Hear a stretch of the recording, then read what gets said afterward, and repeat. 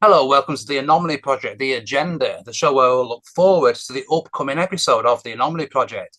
Now, this week we'll be speaking to Andy McGrath about connections in the paranormal world, folklore, and ancient mysteries. Steve, you'll be joining me every week. Um, we've got a lot to get stuck into. I love these subjects. I really do because there is just so much. And hats off to Andy. I've been following his work for quite some time.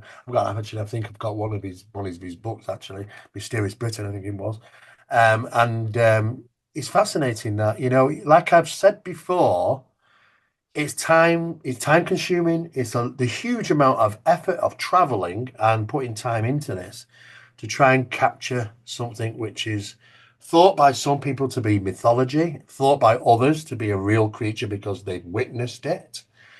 The stories are crazy when you go back in time about these things, but like I've said before, it's not for the faint-hearted, especially if you're in the middle of a forest at night, because you will not stop those negative thoughts coming in and the fear taking over. It's normal. It's a natural process you have to deal with as an investigator.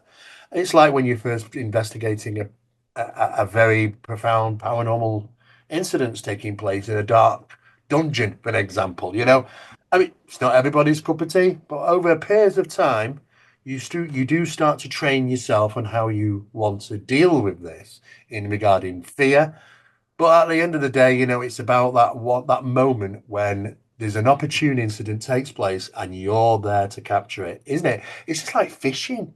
It's like the times I've been, it is actually the Yeah. times I've been out there and I've been trying to gather data. Is it going to show itself tonight? People keep saying that this is happening and being in the right place at the right time. It's like fishing. It's like sometimes you don't get a bite, sometimes you do. But I do love the subject because this area of what you might refer to is cryptozoology or the cryptid phenomena is endless, and it seems to be very prominent, especially over the last well, definitely over the last 2 or 3 years. It's been all sorts of new material and new ventures into research in regarding strange creatures. Yeah, I mean, I think part of that is going to be, the ever expanding internet and all the options that brings to us. It's interesting that you spoke about negative energy there, and if you're in the middle of a dark forest or a dark room and there's something there with you that you don't quite know what it is, you're gonna feel scared. You're gonna feel fearful.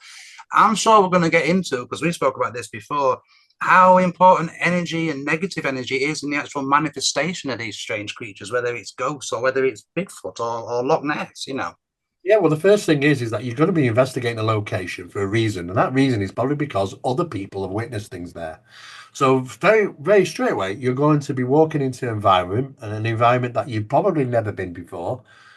You may even likely be on your own, because not everybody is always in pairs. I'd always say to anybody, please always go in pairs, Yeah, yeah. even if it's just as simple that you've tripped over a branch and you've hurt yourself. Always be prepared, have communications with you, but most of all, always have somebody with you. Mm. But I've come across people that have gone out there, braved it on their own. It's not, I suppose you could argue the point, like being a paranormal investigator, over the years you become a little bit numb to it because you realize that the likelihood is I'm not going to experience it because I want to experience it.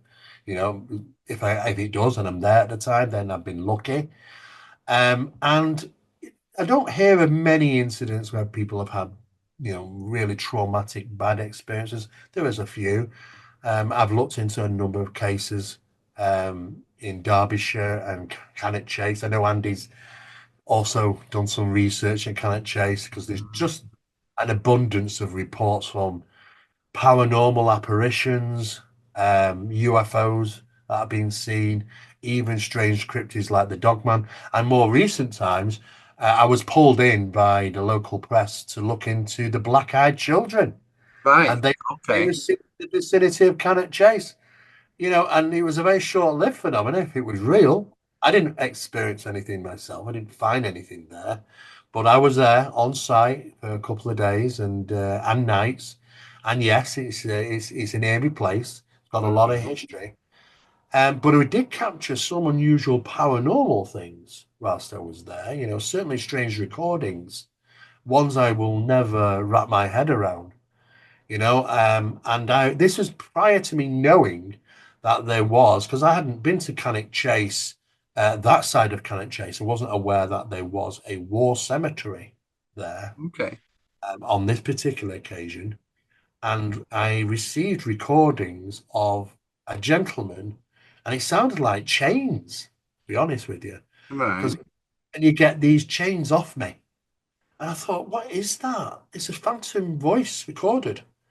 And I thought, well, it's not me and it's not anybody else. What the hell is that? And then I suddenly got told, oh, you do know it's like there's a war cemetery. And I said, what do you mean a war cemetery? And he said, well, it was prisoners of war. And I'm thinking, I wonder if those prisoners of war at one point were to wear chains or something. I don't know. Yeah, But yeah. it captured very clearly in the vicinity of the war cemetery. So, but it does have a paranormal footprint. So I could understand why Andy has been called out to that location on a couple of times. Cannock Chase is quite a large area in Staffordshire, and there's a lot of tall stories, a lot of interesting things that have been reported there over the years.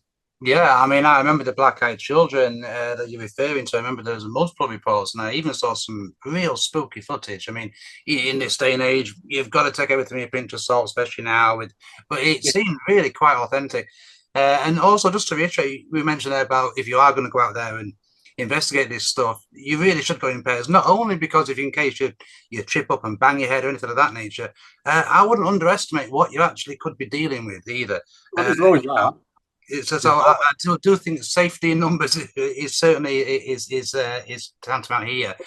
Locations, though, I mean, I'm thinking we're going to end up talking about locations as well because my research, and I'm sure your research is the same. Sometimes some locations just seem to be paranormal hubs of activity. Like you said about Cannock Chase, we've got the black-eyed children sightings, we've got UFO sightings there. You captured the audio of what would appear to be a ghost of a prisoner, maybe. Oh, So, it's the only thing I could think it was. And you so I are mean, right.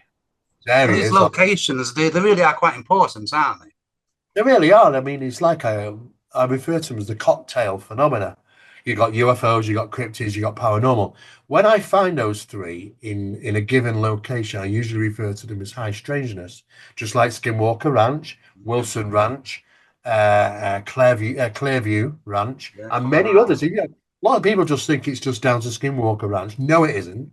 It's far more than what is going on in other locations, all around the world, and not just in the US. There's in Russia and Yeah, other places. The Emsky Triangle, for an example. They seem to have this cocktail of cryptids, UFO, and paranormal, and it's profound because normally we would be talking with three separate camps there, wouldn't we? We'd have yeah, the Bigfoot researchers that don't deal with the UFO guys or the paranormal. You've got the paranormal guys that don't deal with the UFO. Everybody's in their own camp yeah. until we get to the high strangeness. And this is when all three are amalgamated together in some weird and profound area of phenomena. It's strange. Nobody's really got any clues as to why that happens. It's so profound. But it's not just secluded to the US, it's other places around the world. And Cannock Chase might actually just be one of those locations. Yeah, I mean, I think one possibility, and I'm sure we'll touch on this as well, is electromagnetic phenomena and such things as electrical, energy convergence, through ley lines. We know, for example, many ancient relics, metallithic structures, should I say, are built on these points if they do exist, and many people believe they do. I would imagine we're going to delve into how important electromagnetic energy is, how the human mind perceives that energy. And is that why in these hubs, whether it's in the US, whether it's in Russia, whether it's in Europe, United Kingdom, is that why we're seeing such phenomena as Bigfoot, ghosts, UFOs, all in one tiny space? I mean, from the research that I've been involved in over the years, in identifying positive magnetic regions as Project Doorway with my colleague Boy Fitzgerald, um, there does seem to be evidence that Skinwalker Ranches is in a positive, potent, positive magnetic region, but Mhm. it's not just the ranch. It exceeds the ranch by Yeah, far. Yeah. It's just that chances that the ranch is there in the middle of it. But it is a wider area, and it's interesting because we always tend to hear about Skinwalker Ranch, and but we don't tend to hear much about the surrounding areas. And there are strange things that are taking place in the surrounding areas. It's not just there, so there's not suddenly a boundary at the fence line of Skinwalker Ranch. No. But it's the same for many other places.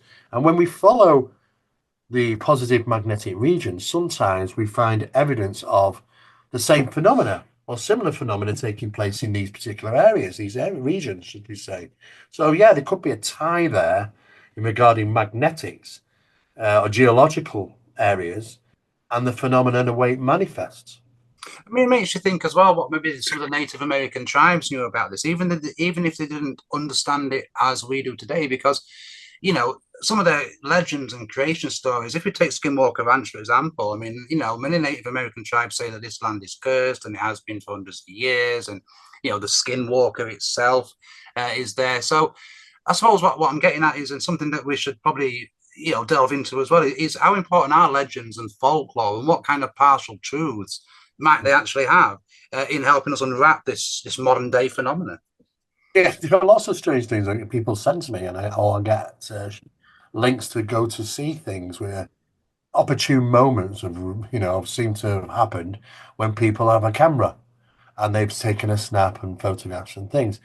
My associate Barry Fitzgerald spent some time in the location of Skinwalker Ranch a few years back, and he came back with video footage um, of anomalous objects in the sky, light, even some lights on the ground. Right. And he talked with a number of people who weren't at Skinwalker Ranch, who weren't part of Skinwalker Ranch, but they had stories like, for instance, there was one person who was apparently driving down the road one night and they saw what looked to be some type of skinwalker or cryptid type creature. I think they described it more of a cryptid type creature pursuing a cow. Right. And it frightened them to death. In these little interesting stories shared don't get heard Hmm. because it all tends to focus on the ranch, but it is in fact a larger area that's affected here. And this isn't just the same as like Wilson Ranch, for an example. There Yeah. was actually three ranchers. I mean, if we go back in time, Robert Bigelow, we know that he bought Skinwalker Ranch and he had his scientific team there, NIDS, the National Institute of Discovery Science, and were conducting several experiments, some of which were with numerous people who I know. John Alexander was one of them, and I know that Jacques Vallée has been involved in other ranches because Bigelow not only bought that, but he also bought Wilson Ranch, and he Right. also bought another one called I think it was called Flatbed Ranch. I think it was called. He was three he owned at the same time. I've got the official documents showing that. Wow. He was checking out these locations and conducting experiments. There had been things that taking place at Wilson Ranch, and when you start to expand the area, you start to find out. Well, hang on, this is not strange. There are places.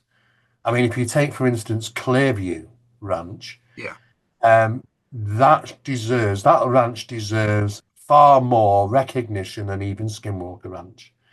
I'd say give Skinwalker Ranch a 6 on a good day many years ago, and that's, a bit different now in modern I've days. heard some good stories out of, well, encounters, should I say, out of Colorado. And again, they combine Bigfoot and UFO phenomenon. A Yeah. lot of them, in the same actual incident. So it's not Oh, like they're in the same region, they're part of the same encounters. if you were to witness that Skinwalker Ranch, you think, oh my God, that's it, I've witnessed it all. Well, no, because when it comes to Clearview Ranch, I'd give like a 9 compared to the 6 on Skinwalker because it was crazy, crazy stuff. Not only did he have everything that Skinwalker Ranch has, Hmm. including the cryptids, but sometimes they were crafts seen which were seen to be having skirmishes with these cryptids, as if that they're not on the same side. They were like fighting each other, or some skirmishes between them. There were electronic voices that came out of the air inside Mm. the ranch. And it couldn't be determined if it was a female or it was male. It was kind of electronic, but and it would say things like, we know you're there, and we know that you are watching and monitoring. We are happy for you to do this, but don't share this information. It is controlled. Da da da da da. And it's like, what the hell, you Yeah. know? And then here's the real punch.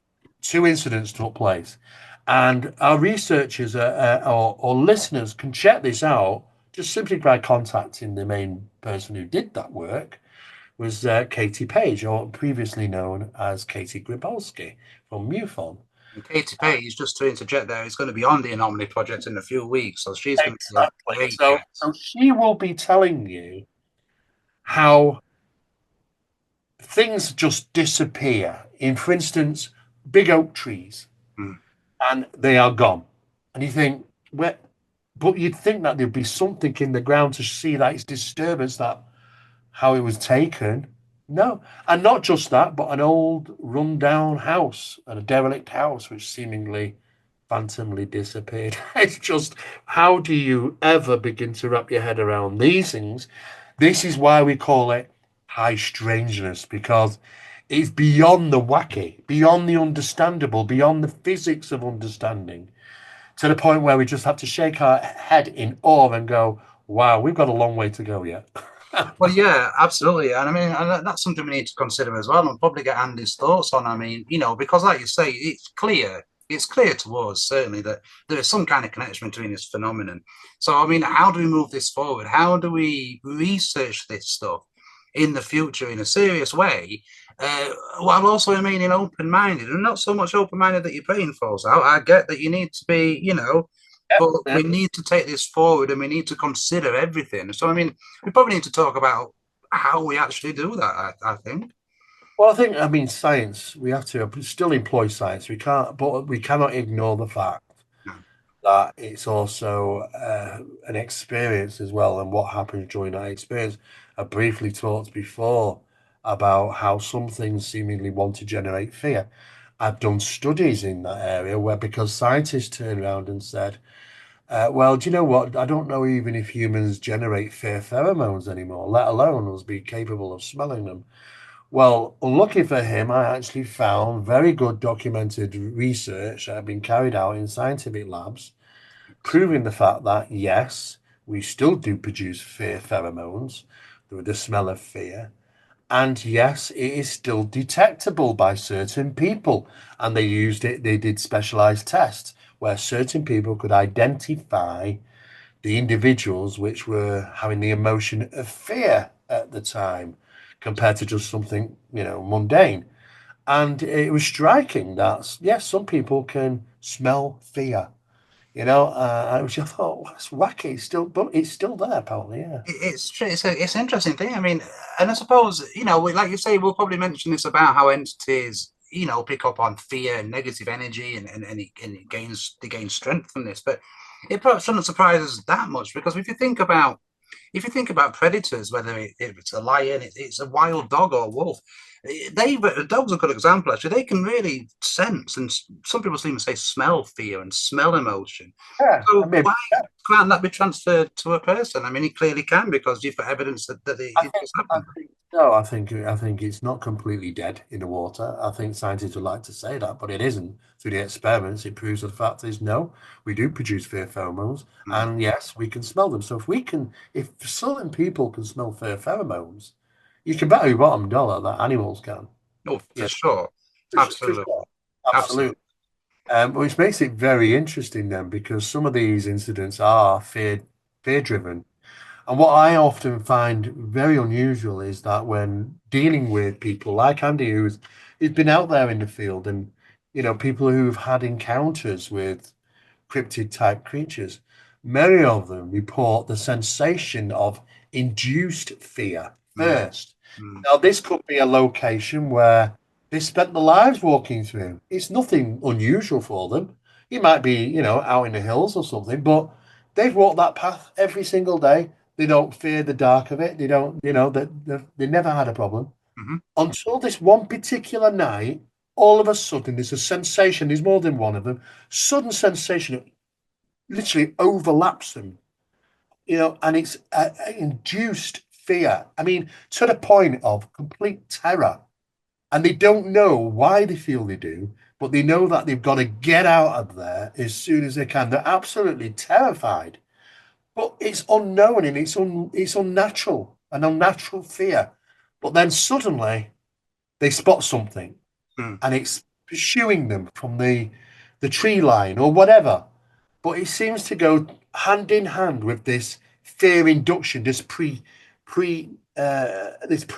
phenomena that takes place before the actual incident. So fear is somehow connected with some of these incidents. Absolutely. Yeah, I mean, I completely agree. It, like you say, there's rarely cases of these cryptids and Bigfoot attacking people. It's almost like they want the fear, and that's what they're actually after. So it's an interesting point because initially I would have, say a few weeks as recent as that back, I would have probably put that down to intuition. Something's wrong. But now, when you consider that these entities might be after fear, they could This is be inducing that, as you not fear. This is terror. yeah, And when I interviewed them afterwards, they've said, I do not understand how I could have felt the way I did. There's no reason for it. I mean, terror is terror. I mean, yeah, um, and it was just so profound. But these people aren't the only people that have this. Like you were saying, there is a little bit more to it. I don't think it's just a precognitive feeling that you're getting prior to an incident, that your warning signals are triggering. mm, Certainly if it's just fear, but when you're talking about sheer terror, then you think to yourself, okay, where do you hear that before? Well, I have heard of this in regarding UFO encounters, yeah, and I've heard of it prior to paranormal incidents. So it sounds to envelope all three different fields of phenomena here, so which again supports evidence that there's some association between them, which is very unusual, and this is why we get the high strangeness. I know Andy's also dealt with the big cat sightings in the UK. yeah, I mean, to be honest with you, I don't think it's really worthy of any investigation anymore. I think it's quite clear. I was employed many years ago identifying cat paw prints, scat, hair analysis with a close associate and researcher, Kirst de Raven. And we had done some work in regarding the police and people had reported. Now, some of those cases were involved with the exotic animal register at the time, which were documenting hundreds, if not thousands, of right, reported sightings, throughout the United Kingdom. And I was informed that most of the time it would be likelihood that these things were released during the 1970s and have been breeding. hard on it, yeah, Now, we know, like, we had the Exotic Animals Act came in 1976, and I don't think they treated it as they should have done, the government. I think they made a bit of a mess of it. I mean, we hear about these gun amnesties in the US mm, where people can just go and hand in a gun yeah, and, walk in with a bloody big machine gun. And it just, there you go, there's a machine gun. Oh, no, you don't need my name. It's okay. There it is. And they're happy to do that.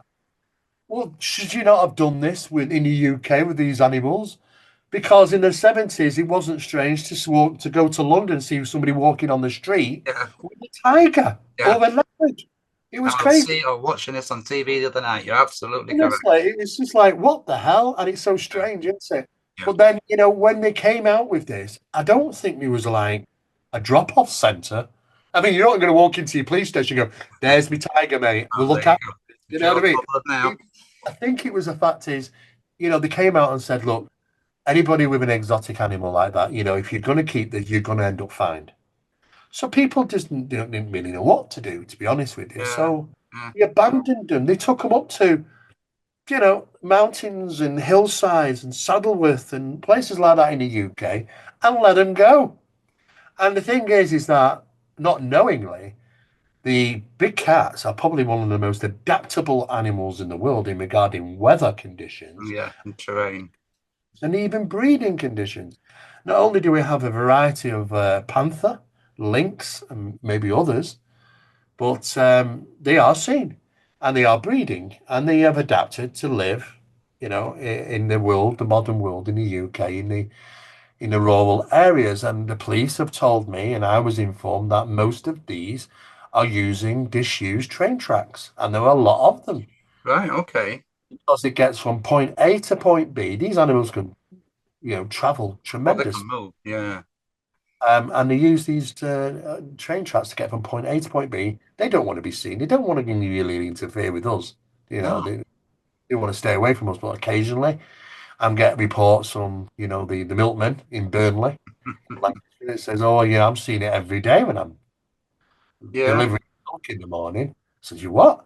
We'll go out there. The first investigation out there was quite comical because I had a researcher with me. He said, "Steve, we've got to disguise our scent. Go always stand downwind of these animals if you want to spot one."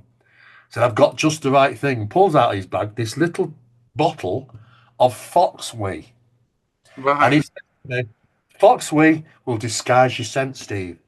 Don't worry, it'll never, it don't matter if you're downwind or not. It's only going to smell foxwee. It's going to think you're a fox. So what do you do with it?" He said, "Well, put it on your shoes." So that's some reasonably newish shoes. I'll put it on. Oh my God, the smell. Really, I yeah. mean, honest to God, I don't think there's anything more potent than Foxwing. I had to put those brand new shoes in the bin. There is no way that was going to come off. You wouldn't even dare even put it in your washing machine or anything like that to wash it. So at the end of the day, they went in the bin. And I had to cope with that smell all night. Oh my God. Well, you learn through your mistakes, don't you? We didn't see it, but we certainly got paw prints, large Right. paw. And police have called us out, even in Stockport, which isn't that far away. And a gentleman opened his blind one night because he's got a golden retriever and it's barking. So what's he barking at? He's at the patio door. So he opens the curtains and there's a puma or panther type creature sat on the flags outside his window. This Wow. thing stands up. It's bigger than his golden retriever. Yeah. It looks to be a full-size female. I snarled at him. He was in shot. And two bounds. It did one bound, which was because we measured from the paw print analysis and that. First bound was about 12 feet. Second bound was about 13 feet and cleared the back fence. Wow. Oh, this is like bang, bang, gone. At the back there is disused rail trains, tracks, and so they are likely using these things. And we got told, yeah, they do. They use these things to get placed from one A to B. But years ago, what happened was with the red top papers in the UK, like the bad ones, like the Sun and the Yeah. Star, they came out and said alien big cat sighted. Yeah. I've seen Alien big cat. headlines. Yeah. And of I've course, seen when headlines like people that. thought it was actually alien, I thought, oh my God, when it says alien, it means alien to the country, you Yeah. know. And of course, that didn't go down very well, of course. I did an investigation in Leicester. The headlines in the newspapers were savage attack on young boy, da da da. Turns out the boy goes out playing in this field. He's in now out there with a field, in with a friend. He comes across a big cat. What's he do? He grabs it by the bloody tail. Yeah. Yeah. Cat turns round and whacks him. If you go into your house and you've got a domestic cat, They do exactly the same. grab its tail, what's it gonna do? And Exactly it's the same. exactly the thing. The papers had a field day saying that this vicious animal is on the attack. Great big picture, which is artificial in the press, Yeah. teeth out and all that sort of thing on the attack. And we had people out there with BB guns and air pistols, air rifles. This thing is just gonna piss them off. To be honest with you, they're not going to do anything. You Yeah. know, it's going to annoy them. And do you know what? They don't even really want to be near us. They'll run away. So and they just no idea there was a big frenzy going on. It's a good But example of how these things can hide away, and how that is like they want to. So, and if they can do it, you would think other cryptid creatures, maybe they're a little bit more unusual, I they'll don't be able to know. hide away too. Yeah, I mean, I don't investigate big cats anymore because I know the fact. Yes, yeah, they're real. Yeah, They're survive and they're breeding and they're doing okay. But at the end of the day, it's not paranormal orientated. But I do treat cryptids a little bit differently, even though that they could fall under the bracket of being that elusive if they Hmm. want. Yes, there are vast areas in the UK where these things could live. But according to the documents, these things have been in the UK for hundreds of years. And sometimes in built up areas where people have seen them. True. And you say if they've been alive for hundreds of years, there has to be a population of them. Where do they live? Where do they go? What do they eat? How do they survive? Is there a fossil record of them? Well, apparently not. There's no record of a fossil record, is it? But there's plenty of ancient stories, so Yeah. the question is, what is these? What are these damn things? It's so strange and unusual. We have to put it in one bracket and say, treat it like a real creature, but it might not actually be what we expect. Yeah, and it's like you said, they've been here for, well, there's been recordings of them for hundreds, thousands of years. So, I think that's one last thing we probably have to get into with Andy, because he's a folklorist. Is how much truth can we get in folklores, and that how will understanding folklore and learning to unwrap them, will that help us understand some of these modern cryptids and where they're coming from? Are they supernatural? Are they flesh and blood? Chances are, like you say, they can't really be flesh and blood because there'd be more evidence of them. So. This is where we fall into this category of profoundness because if we're looking at more modern day incidents, I mean, take away the fact that obviously there's ancient documentation about this all over the world. Hmm. There is even modern day sightings of Dogman in Australia. I've got details about that, sighting reports. But we have in more modern times the Mothman from the Mothman prophecies. Remember with the glowing red eyes? I always find that interesting. These animals, which strange cryptids that are not supposed to exist, with red glowing eyes, and I'm not talking about reflection from light. No, glowing of I'm their talking own. about internally lit Yeah, red, like the Mothman and many others. Sometimes the Dogman. Sometimes even Bigfoot with red glowing eyes. yeah, yeah, It's strange why we don't have that normally in any creatures. We do through reflection. yeah, but not through Have a self-generation. bioluminescent glow red internally from the eyes is the tales of horror. Is the Yeah, tales of the supernatural demonic, isn't it? it It really is. It go to really. lab and sourcing on a computer, glowing red eyes creature. He's going to go over to the demonic section. He's not going to take you to the cryptid stuff. And this is where we draw these comparisons and go, bloody hell, what are these things? Why should they have red interior glowing eyes? How does that happen? It's It's just. crazy, crazy. But not only do we have the Owlman as well as the Mothman, we've had all sorts of strange and weird. There's hundreds of these different variations, just Yeah, as reptilians is another one where they are, people say reptilians, if they exist, have glowing red eyes. I mean, we've got the so it's a constant detail I that's don't within get so it. many different things. I don't think we are looking for a physical type creatures. I think they come. They distribute, they have their agenda to do what they do. People Mm. witness these things. And yes, I believe people can witness these things. And then they go. And then they might come back again. And this is a cycle that happens. So if it isn't a real physical creature, like a bear, for an example, Mm. but then it also is, as an example. So there's a switch. These things seem to have a switch to become physical, non-physical. Yeah, This is why we have people say, well, it's a real creature because it's left footprints. Well, you could say, well, it's a real UFO because it left landing marks on the ground. You know, you yep, say, oh, well, you know what? It leaves scat, it leaves hair. Well, there's samples of things that have been left behind by non-human intelligence when they've handled certain people and in their locations. Sometimes they leave a marking behind, sometimes hand marks, which are only detectable through a bioluminescent or mm, UV lighting and stuff yeah, like that. Yeah, well, Sims has done a lot of work in this field. yeah, And, when we look at the comparisons, we go, okay, these so-called NHI can come down, land, walk right through your wall, mhm, and then pick you up. So they have just transitioned from non-physical to physical and back again. yeah, Are we not dealing with very similar things in the world of the crypto? I mean, maybe this is why people say footprints just disappeared and as if it was just snatched up. yep, Sometimes people say that, well, it was there. It was literally 12 foot away from us because we could see The bush is moving, we could hear it breathing, but it's invisible to the naked eye. Some people say that we knew that it was there, we could smell it and whatnot, but it was like cloaked. You could see a shimmer behind it. So if you Yeah. didn't move, you'd be lost amongst the foliage. With all these new areas of research, starts to get your brain going, thinking, whoa, hang on a second. Maybe it's just not. I mean, people say, stupid people gone out there, because I know people now kind of protect the Bigfoot and stuff, but Hmm. years ago, people would be shooting at them and stuff. Yeah, yeah. There's some tall stories out there. Oh, yeah, I shot one. I don't think they'll shoot any of them. No, I think we'd have seen it if so anyone had shot one of these things and actually killed it, Yeah, as long as that would be, we'll be out, we'd have seen, yeah, it'd have been everywhere. I So think. I suppose what we really need to think about, I guess, is where are these creatures coming from? Where are they going to? And above all else, why? Why are they entering into our realm of existence? And for what reason? What's the Well, agenda? Jack Villay, very well-known researcher, says this phenomenon presents itself in many different forms.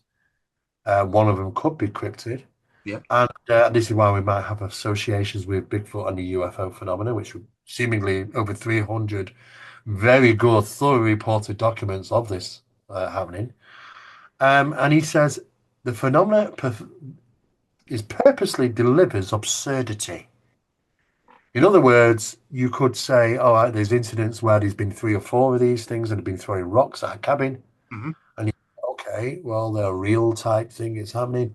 And then other incidents where Bigfoot seemingly just walks or they run through a given area at a tremendous speed. It's like 50 mile an hour. Yeah.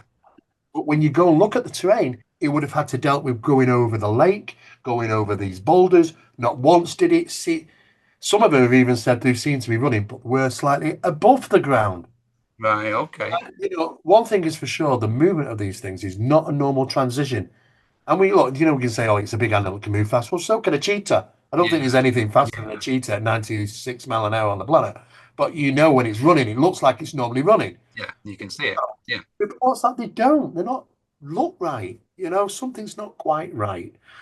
And I think that's a big giveaway. I think we're fooling ourselves if we're just thinking that these are just real physical creatures like a bear or something like that, Yeah. uh, and that they're just hyper elusive. I think there's far more to it than that.